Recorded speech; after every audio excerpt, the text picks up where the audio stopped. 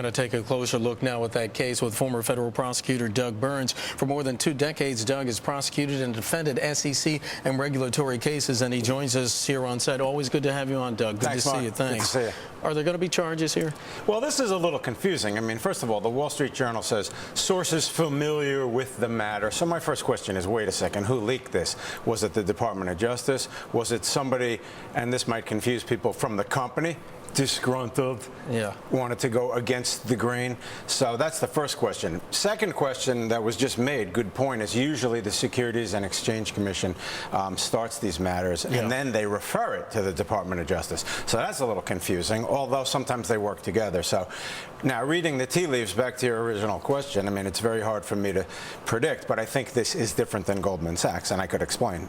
Well, I mean, I think that the crux of the matter, whether you're talking about Goldman or talking about Morgan Stanley, anyone who's selling anything, whether it be CDOs or other products, it's really about disclosure, isn't it? It's really about what you're telling your clients. Sure. I mean, if I sell you an orange and I say, this is wonderful, I got it on the south of France over the weekend, and meanwhile I picked it up on 96th Street, I've lied to you about selling that particular commodity. So it's the same thing. But here's the distinction I'm drawing.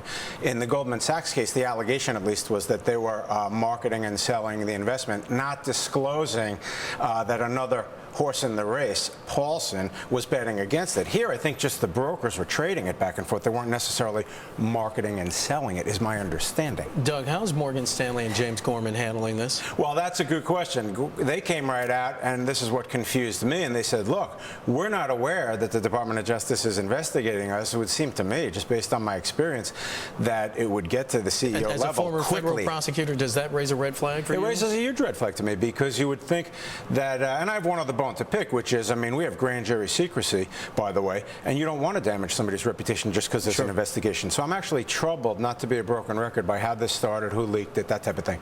Now, even if this doesn't pan out and there is no sort of legal action, do you think that we are going to see more situations like this where we learn indeed that whether it be the SEC or the Justice Department is investigating various Wall Street firms for this? Yeah, notwithstanding my skepticism of this particular case, I think that in the wake of Goldman, it's not going to come as a surprise to me as a veteran that you probably had a lot of behavior like that. I mean, any area of securities fraud, insider trading, pumping up the prices and dumping the stock, I mean, you'll see, you know, more than one instance. So they started this special wing in the Department of Justice special unit, and I think you will see other cases. But this story today, I just want to sort of go on record as saying it's a little puzzling where they got their information.